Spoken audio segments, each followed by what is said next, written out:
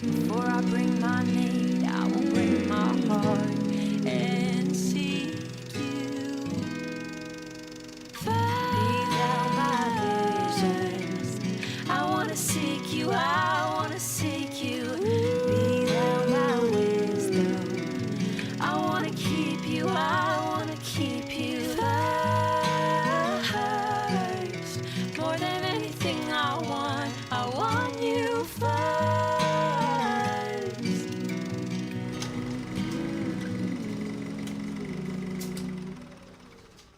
So we're in this series called Be Thou My Vision. If you haven't picked up on that yet, that's what we're talking about. And what we're looking to do is to better understand God's vision for us, to better recognize his vision for us, and then to follow that vision for us. And so I want to start with this question, though. Have you ever felt that God was telling you to do something, but it just didn't make a lot of sense? It's like my heart is saying this. My heart is saying, Lord, I want to do what you want me to do. But in our head, what we're hearing is, Lord, are you crazy? Are you absolutely crazy? I may have shared with you before when I made the decision to move from law into ministry, there was a friend of mine at my church that I ran into right after that decision was made. And I said to him, hey, something to the effect of, how you doing or something. He said back to me, he said, hey, listen, I heard, it was almost like he leaned into me. He says, hey, listen, I heard that you're going to give up your law practice and enter the ministry. And I said, yeah, I am. He said, I think you ought to have your head examined. I mean, that's literally what he said to me in a moment. And it's interesting because the Lord every now and then will give you just the right thing to say. And he gave me the exact right thing to say in that moment because I really wasn't sure what to say. But here's what I said. I said, well, you know what? Here's the good news. If you enter ministry through the Methodist system, you actually have to have a psychological examination. And I already have it, and I passed. It's like, what do you say? He's like, you got to have your head examined. You must be crazy. I know that your heart might be telling you one thing, but your head is probably telling you something else. I mean, there are others who said, why in the world would you throw away all you accomplished to be a minister? Well, what do you do when your heart says one thing, but your head says another? I want to talk about Abraham in the Old Testament today. This is a story most of us know. It's one of those that as you read it, you scratch your head, especially if you have a child, if you have a son, and you're wondering, how in the world could God ask Abraham to consider, even think about sacrificing his son Isaac? So follow along with me. It's in Genesis chapter 22, just a few verses. Going to start with verse 1 here. Sometime later, God tested Abraham's faith. Abraham. I always wonder what God's voice sounded like. Have you ever wondered that? I'm like, if it doesn't sound like, who's the actor that played God in, no, come on. It's Morgan Freeman. If he doesn't sound like Morgan Freeman when I get there, I'm going to be terribly disappointed. Abraham, I guess he said. God called. Abraham says, yes. Look what he says. Here I am. I love that phrase too. Here I am. Now look what God says to him. Take your son, your only son, yes, Isaac, whom you love so much. Let me pause there just for a second because, he had another son. His first son through the maidservant was Ishmael. You remember that?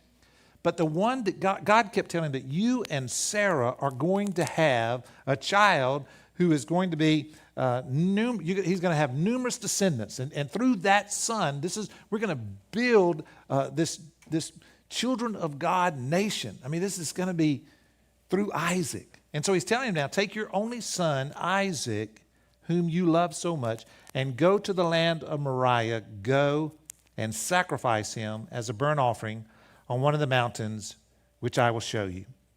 So Abraham, I'm skipping down to verse 6, Abraham placed the wood for the burnt offering on Isaac's shoulders while he himself carried the fire and the knife. As the two of them walked on together. Can you imagine that walk? I was thinking about that. Can you imagine Abraham and Isaac walking, and the whole time, what is Abraham thinking? I mean, he's got to be thinking, what are you asking me to do, Lord? And as he's walking with his son, I mean, his heart's got to be, Lord, I know I'm supposed to follow you. I know I'm supposed to do what I'm supposed to do, but do you understand what you're asking me? But he never lets on. As they're walking, Isaac turned to Abraham and said, Father, can't you hear a son saying this? I'm trying to figure this out. He's thinking to himself, yes, my son, Abraham replied. We've got the fire and we've got the wood, the boy said, but where's the sheep? Where's the lamb for the burnt offering? And Abraham said something that you need to hold on to. He said, God will provide. In a lot of verses, in a lot of versions, it's the lamb. God will provide a sheep for the burnt offering, my son. In fact, in some of the versions, translations of the Bible, it says God himself will provide. Abraham answered him, and they both walked on together. When they arrived at the place where God had told him to go, Abraham built an altar and arranged the wood on it. Then he tied his son Isaac and laid him on the altar on top of the wood. And Abraham picked up the knife to kill his son as a sacrifice. At that moment, the angel of the Lord called to him from heaven, Abraham, Abraham. Look what he does. He says the same thing. Yes, Abraham replied, here I am. Don't lay a hand on the boy, the angel said. Do not hurt him in any way, for now I know that you truly fear God. You have not withheld from me even your son, your only son. Then Abraham looked up and saw a ram caught by its horns in the thicket. Isn't that a great story? I mean, it's a true story that really happened, that's a story of faith. And so here's my question. What do we do when what we sense God wanting us to do doesn't make sense? What do we do? I want to talk about that just a little bit this morning. So another way of phrasing it is, how do I know that I'm making a decision that is in God's will? How do I know that? Well, let me give you one little heads up, and it's the first fill in the blank, I think, for today. It's this. We need to understand that God's will may not make sense to us, and that's a reality. This plan made absolutely no sense to Abraham. And it's interesting that in the very first verse, it says this. It says, God tested Abraham's faith. The interesting part of it is, though, that God didn't tell Abraham that's what he was going to do. He didn't say to him, hey, Abraham, buddy, come over here. Let me talk to you just a minute. Listen, I'm about to test your faith. I want to see how strong your faith is. So I'm going to ask you to do something that's really going to call that into question. Are you with me or are you not? Now, that might have helped Abraham understand in advance what happened. But that's not in the story. God didn't tell him that. Instead, God just simply told him, Abraham, here's what I want you to do. Take your son, go to this place, and sacrifice him. I used to read this story, especially before we had our only son, Jim. And I would read this story and I think, man, that's just terrible. That's just really bad. I can't believe that God would do that. And Abraham, man, that's just terrible. But let me tell you what, when my son was born and I began to put myself in Abraham's place, it changed everything in the way I looked at this scripture. And I thought, there's no way under God's green earth that I could ever do anything like that, because my head would not allow me, nor would my heart really let me do it. But for Abraham, there's no protest. There are no questions asked. There's no acknowledgement to God. Hey, God, this is a bad idea. Are you sure you really want me to do this? Because isn't this the guy you told me all the promises that you made to me are going to come true? Isn't it through this guy? I mean, what do I follow? Do I follow my heart, where my emotions and my feelings are, where everything that I express or feel, it's right there in my heart? Or do I follow my head, which is full of reason and logic and practicalities? That's where all of those things reside. Because a lot of times when God asks us to do something that's in his vision for us, it just doesn't make sense. What do you do then? There are a lot of people in the Bible that struggled with this head and heart issue. One of them is Moses. You remember when God called Moses out of the desert to go lead his people out of Egypt and to go and stand in the presence of Pharaoh, and just being in his presence could cost you your life? And Moses did what a lot of us would do for 2 chapters. He argued with God and said, my head is telling me I'm not capable of doing this. Who am I to go to Pharaoh, he said in the first chapter of it. And he offers these 5 excuses, and these are our excuses too, because our head takes over sometimes. He says this, I'm not adequate to this task. I mean, I don't have the ability or the skill to go to Pharaoh and make this plea. And then he said, I don't even know enough about what's going on to be able to do this. I'm not a smart guy. He said this, he said, people aren't going to take me seriously when I go. You ever feel that way? Hey, if I follow Jesus down this road, people aren't going to take me seriously. I didn't get that. I'm not. Siri is talking to me up here. People won't take me seriously. That's where she picked it up. I'm no good with words was another excuse that he had. One of ours. Listen, I don't know what to say. I don't know how to say it. I'm not a gifted speaker. And then he said this. Finally, his last excuse was the one we call on all the time, which just simply is, I just don't want to do it. I just don't want to go. Can't you get somebody else to go? Because that's what we do most often. It's like, Lord, I know you're calling me to do this. I know you're calling me to pick up the phone and call that person that I've been avoiding forever. But listen, can't you get somebody else to do it? I don't want to do it. God says, that's my vision for you, though, right now. That's where I want you to go. But the beauty of this interaction between Moses and God is that God did this. God answered every single head issue that Moses had. If you'll read the story, you'll see that. And so finally Moses finds the courage to go to Pharaoh and lead the Israelites out. There are other people in the Bible. Listen, the Bible is really a story of people struggling with their head and their heart and what God is calling them to do. Joshua was told to lead the Israelites into the promised land after Moses died, you remember? And Joshua was called to do something impossible, although he trusted God.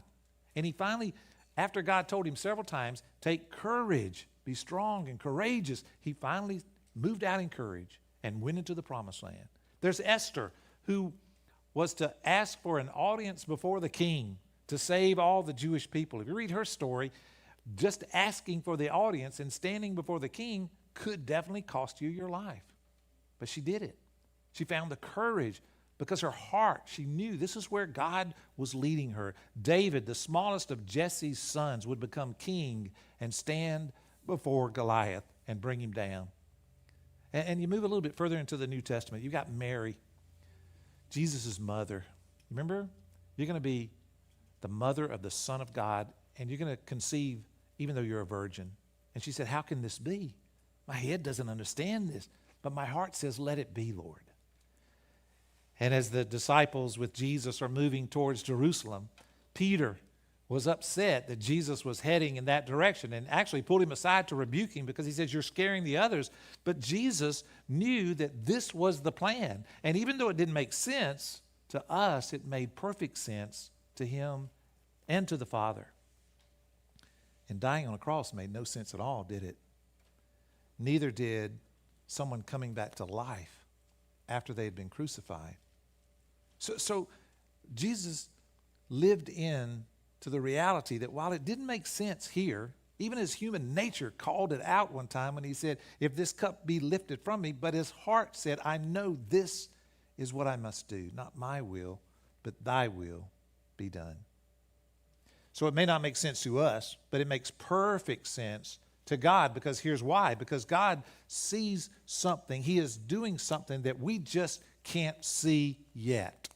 That's what it's all about. I love this Isaiah passage where they finally explain that to us when God speaks through the prophet Isaiah. Listen to what he says in chapter 55. He says, speaking as God, this is God speaking, my thoughts are nothing like your thoughts, says the Lord. And my ways are far beyond anything you could imagine.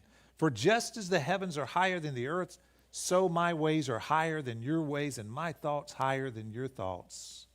And it's true. God sees the bigger picture. He sees, we see what's right in front of us a lot of times, whereas God's seeing miles and miles and miles down the road. He sees the bigger picture. And so that's why Paul wrote in 2 Corinthians, a verse that many of us know by heart. It's that we walk by what? Instead of sight. We walk by faith and not by sight. And so faith is this. It's obeying God. It's moving out. It's going when it just doesn't make sense to us. And even in spite of the circumstances or the consequences of what God is calling us to do, we trust him and we go. We do what he says to do. And that kind of faith, the more we exercise that kind of faith, the stronger our faith grows. But the opposite's true too.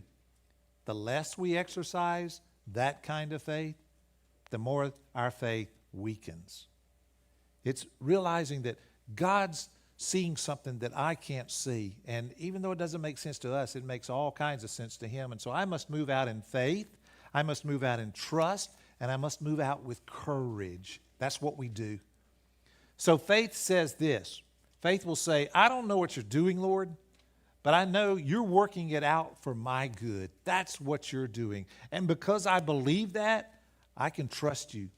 And because I can trust you, I've got the courage to do what you're asking me to do. It takes courage. It does. And it starts with trust. And trust gains confidence in the heart often a lot more than it does in the head. It's the place where we say this, because I know you, Lord, and I know your love for me, I'm going to trust you here, even though it doesn't make sense. So it's why I like this psalm, Psalm 40, verse 8, it says this. It says, I take joy in doing your will, my God, for your instructions are written on my heart. What you've told me in your word, it's written on my heart, and I believe that you see a bigger picture and I can trust you, even when it doesn't make sense. But here's the thing about each of these men and women that I've mentioned from the Bible. Every single one of them had a starting point that led them to do what they knew didn't make sense. They had a starting point because they had a relationship with the Lord. Every single one of them did, starting with Abraham. If you go back to Genesis 15, 7 chapters before we read about Isaac, here's what you see. It says that Abram believed the Lord when he made the promise to him, and the Lord counted him as righteous because of his faith. He already had that starting point. He already had that relationship with the Lord, which allowed him to trust him when he asked him to do something that sounded nonsensical. So it's kind of a reminder of last week when I said, if you want to know what God's vision is for you, you need to first pursue him just for him. You need to pursue Jesus just for Jesus. Leslie Weatherhead, who wrote this book, The Will of God, which changed my understanding of God's will, he said this about that. He said, those who know God are the quickest and the surest at discerning his will. And it's true. We got to have that kind of relationship with him like Abraham did and the others in the Bible. But here's the other one I want to talk about. When you're looking at a decision which seems to make no sense, and you know God's leading you there, how do you confirm that? Well, here's the second one. It's called finding the peace. You just find the peace, P-E-A-C-E. There are a number of markers for determining whether we're living in God's will, and you may have read about those in the past. I mean, you want to make sure that it lines up with his word, because God's never going to ask us to do something that doesn't line up with his word and what he said in his word for us. The other thing to do sometimes when you're trying to discern God's will is to seek the wise counsel of another Christian and sit down with them and talk it out and say, hey, listen, what do you think? This is what I'm hearing, but what do you think? And God often speaks through them. Let me tell you, husbands, it's amazing how often God will speak through our wives. And it happens often, and it's a good thing. And you know, there are other ways to discern it with a lot of prayer and meditation and just spending time with the Lord. But for me, let me tell you this, the one that ultimately was a decisive factor for us was this finding peace. And the kind of peace that I'm talking about is a deep, abiding peace. It was the biggest marker for us when we were trying to make the decision of moving from law into ministry. And so I was interested to remember that Dante, if you remember Dante in his work, The Divine Comedy, one of the most famous quotes from that is this, and it's true. Listen to what it says. In his will is our peace. And he's talking about God. In God's will is our peace. So here's the thing. Peace is the key marker for living in God's will. Do I have that deep, abiding peace that what I'm about to do is what God wants me to do? And when we came to that decision, do we step away from the law and enter the ministry? That's where we found it. That was our marker. And it happened one day. And I've described it, maybe to some of you, I don't think I've shared it in a message yet, but I described it to some of you. If you've asked me, hey, how do I know I'm living into God's will? And I would say, well, here's the thing. Your ultimate deciding factor is whether you feel this deep, abiding peace. And I illustrated it like this because when I was practicing law, we went on a sailing trip down to the British Virgin Islands, and it was a sailboat that was large enough that we could have 4 couples with our own cabins. We had a captain there who cooked for us, and it was a great trip. It was a great trip. And so one of the early days on the sailing trip, the captain asked us, he says, would you guys be interested in going scuba diving? How many of you have ever been scuba diving? Raise your hands. Yeah, some of you have. So you understand what I'm talking about. I'd never done it before. So we all dressed up. I mean, Debbie enjoyed getting all dressed up, and we were out there in the water, in the little shallow water, learning how to do this. They did this little PADI course test for us, and Debbie it didn't work so well with her, so she kind of backed out, and some of the other girls did too. But the guys were like, yeah, we'll do this. So they took us on a dive the first time to an old British warship that was sunk there. And so we went down. It was beautiful. The sun was shining. It was gorgeous. You know, we were about 40 feet deep. Had a great time. Came back up, all exhilarated about what we had seen and done and talking about it. A few days later, as the trip is going, a stormy day hits us. And so we're just kind of sitting around, we're on a sailboat. There's not much you can do. Captain comes to us and says, what would you guys like to do today? And we're like, I don't know, what, sit around? He's like, no, we got some things you can do. Would you like to go scuba diving again? That's something you could do. And so the guys, we were bored. We're like, okay, we'll go. And so he says, I'll call the dive boat. He'll come over and pick you up, take you out on another location. You can go scuba diving. I said, okay. So we got on the boat. I'm telling you, it was storming. It was raining hard. The wind was blowing. The waves were high for that area. And so here we go on the dive boat. And it's the 4 guys and two folks that are with the dive company. And we get to this reef, and he anchors, and the boat's just rocking on the top. And we put on our scuba gear, and everybody goes down, and I'm the last one to go down the anchor rope. And so I ease into the water, and I go down and get to the bottom about 40 feet down. There's this gorgeous, it's like a canyon with this beautiful reef, and it's on both sides, and there's gorgeous colors and all these fish. And, man, it is just peaceful and calm down there.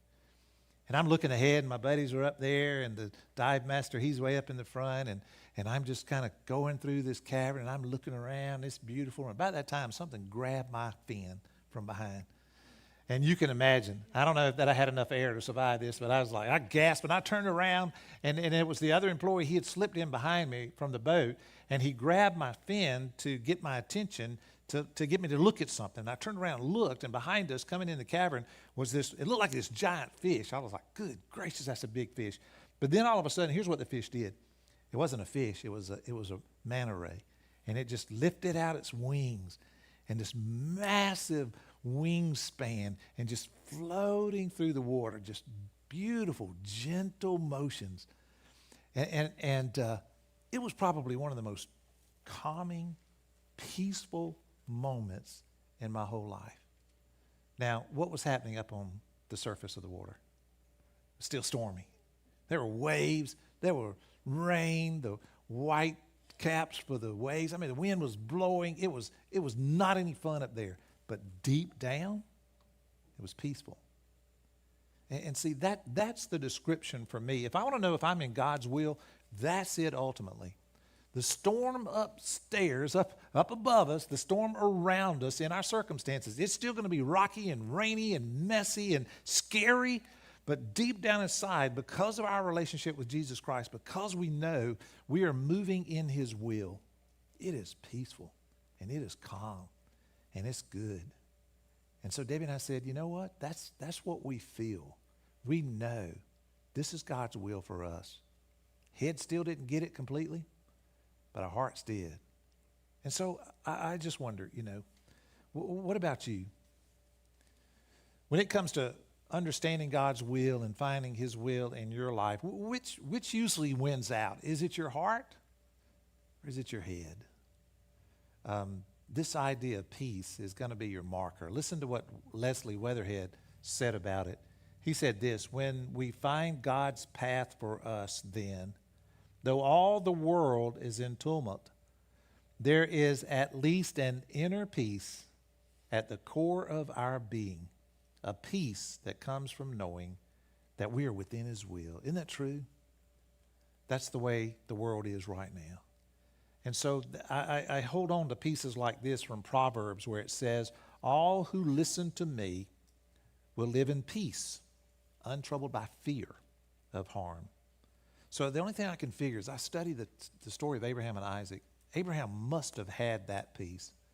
He must have, having had that relationship with the Lord before this moment ever came up, there must have been something deep inside of him that says, Lord, I do not understand this. My head cannot wrap itself around what you're asking me to do. But somewhere deep inside, I know when I said to Isaac, you will provide the lamb, I believed that with all of my heart. And God proved faithful. He did. When we find that peace, we lose the fear of getting lost on this way that God may have us walk in this earth. So what's he asking you to do right now that doesn't make sense? Is it to forgive that person that you struggle with forgiving? My heart says, I know I'm supposed to, but my head says, you don't understand. And it's true, I don't. But God may be asking you to do that. Is it to teach that class or to step in some place of serving him that you kind of feel like you've been called, but you haven't done it yet? Is it to enter ministry? Listen, God calls people at all ages and from all places. It's interesting. I was on the golf course the other day and finished up, and I was getting in the car, and this person rode by in a golf cart, a young fella, and he says, hey, aren't you the pastor at Park Avenue? I said, yeah. Uh-oh. You got to be careful, where you go and what you do. He says, you're the pastor at Park Avenue, aren't you? I said, yeah. He says, I heard about you. I heard you left your law practice and entered ministry. I said, yeah, it's a true story. He said, I feel called to full-time ministry too. And I said, man, that is awesome. How can I pray for you? What can I do for you to help you? If you ever want to talk, anything I can do for you, I will. Maybe he is calling you to pursue some other avenue in life right now that you're not going down. Or maybe it's for Debbie. She said, why don't you add in there, if he's asking you to do something that doesn't make sense, why don't you add in there to be the preacher's wife? That never made sense to her, that she would be that, but she is gifted at it and great at it. Or maybe it's just to give your life over to him. Maybe it's just to say, hey, you know what, Lord? You've been calling me to do this for a long time, and my head's been saying, I don't get it, I don't understand it, but my heart's been saying, I think you want me to do this, Lord. Well, maybe that's it.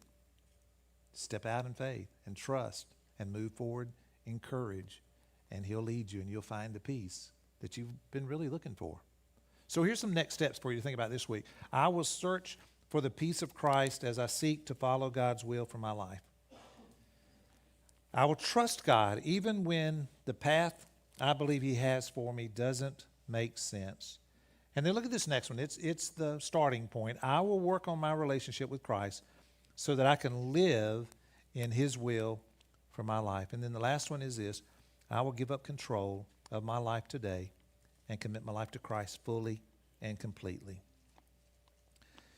Abraham told Isaac, he said, when he asked,